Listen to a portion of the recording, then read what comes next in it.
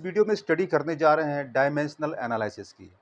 तो dimensional analysis में क्या सीखेंगे कि डायमेंशंस क्या होती है, उसके क्या मेरिट्स होते हैं, क्या उसके डिमेरिट्स होते हैं, और भी बहुत सारी वाली बातें होती हैं।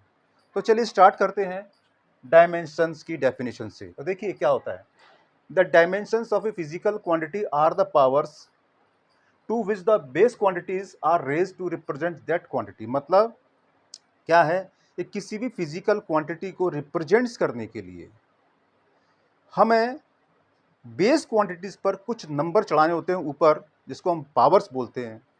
तो वो पावर जो लिखते हैं हम लोग नंबर के फॉर्म में, उसी को हम डायमेंशन बोलते हैं। ठीक है, तो वो अभी समझ में आ जाएगा इस डेफिनेशन में। तो पहले इसके बारे में थोड़ा सा और समझ लेते हैं। देखिए फिजिक्स में क्या होता है कि हम क्वांटिटीज को दो कैटेगरी में डिवाइड करते हैं। एक तो बेस क्वांटिटीज, या इसको हम फंडामेंटल क्वांटिटीज भी कहते हैं, और दूसरी होती है डिराइव्ड क्वांटिटीज, यानी वो क्वांटिटीज जो बेस क्वांटिटीज की हेल्प से बनाई जाती है। अब इतनी सारी क्वांटिटीज हैं, तो हर एक के लिए ये इम्पॉसिबल है कि हम हर एक का सिंबल और एक ही सिंबल से काम चला लें, ऐसा हो ही नहीं सकता। तो जो दूसरी फिजिकल क्वांटिटीज होती हैं बेस को छोड़ करके, वो सब बेस क्वांटिटी पे डिपेंड करती हैं। तो उनको बताने के लिए हमें कुछ नंबर्स की जरूरत पड़ेगी जो बेस क्वांटिटीज पर हम चढ़ाएंगे। ठीक है, अब देखिए आगे कि डायमेंशनल फॉर्मूला क्या होता है। The expression which shows how and which of the base quantities represent the dimensions of a physical quantities is called dimensional formula of the given physical quantity. तो देखिए डायमेंशनल फॉर्मूला से हमें जानकारी क्या मिलती है कि कोई भी क्वांटिटीज है वो किन किन बेस क्वांटिटी पर डिपेंड करती है और कैसे करती है ना, हाउ एंड विच। तो डायमेंशनल फॉर्मूला हमें ये बताएगा कि कोई भी फिजिकल क्वांटिटी को आप कैसे रिप्रेजेंट करोगे और किन किन बेस क्वांटिटी पर डिपेंड कर रही है और किस प्रकार से कर रही है। तो एग्जांपल देखिए जरा, ये है डायमेंशनल फॉर्मूला ऑफ वेलोसिटी।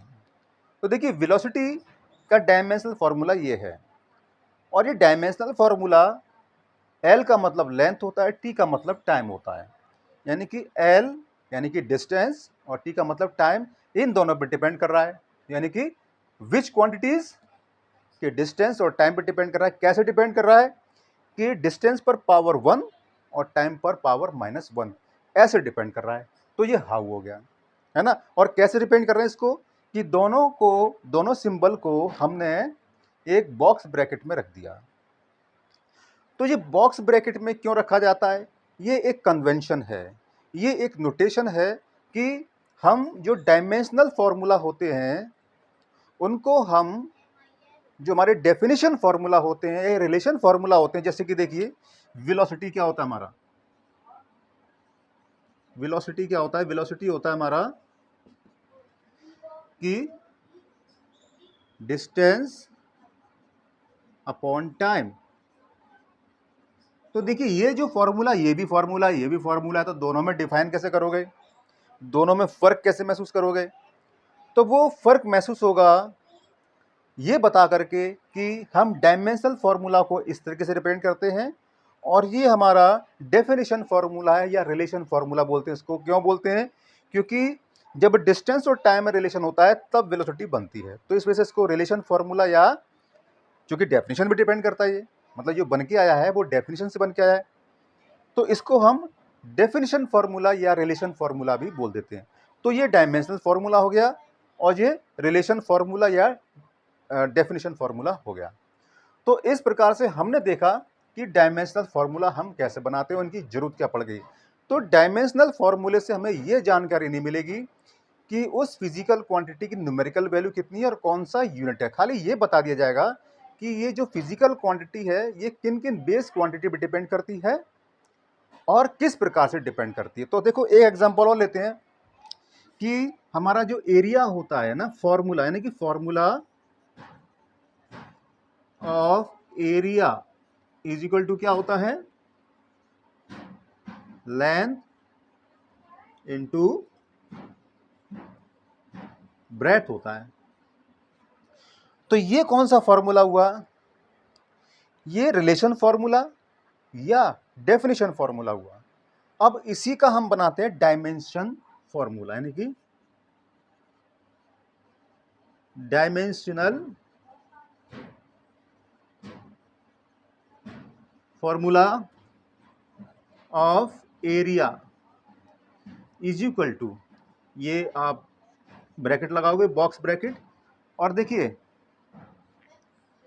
ये जो लेंथ है और ब्रेथ है ये वास्तव में डिस्टेंस है, यानी कि जो एरिया होता है वो दो डिस्टेंस पर डिपेंड करता है, यानी कि फिजिकल क्वांटिटी एक ही, यानी कि बेस क्वांटिटी एक ही है, यानी कि जो एरिया है ये डिराइव्ड क्वांटिटी है जो कि एक बेस क्वांटिटी डिस्टेंस पर डिपेंड करती है दो बार, यानी कि मल्टीप्लाई करके। तो इस वजह से आप इसको ऐसे लिख सकते हो, एल स्क्वायर, मतलब क्या हुआ, एल इंटू एल का मतलब एल स्क्वायर हो गया, यानी कि एक एल इसके लिए एक एल इसके लिए, तो एल स्क्वायर। तो हमने क्या किया कि डायमेंशनल फार्मूला ऑफ एरिया, तो इससे ये पता चल रहा है कि जो एरिया होता है वो दो डिस्टेंस से मिल करके बना हुआ, मतलब उन्हीं पर डिपेंड करता है। ऐसे ही आप वॉल्यूम का लिख सकते हो, वॉल्यूम क्या लिखोगे, मैं यहां लिख देता हूं स्पेस का में, ठीक है। तो देखिए फॉर्मूला ऑफ वॉल्यूम क्या है, length into breadth into height. अब इसका हम लिखना चाहेंगे डायमेंशनल फॉर्मूला।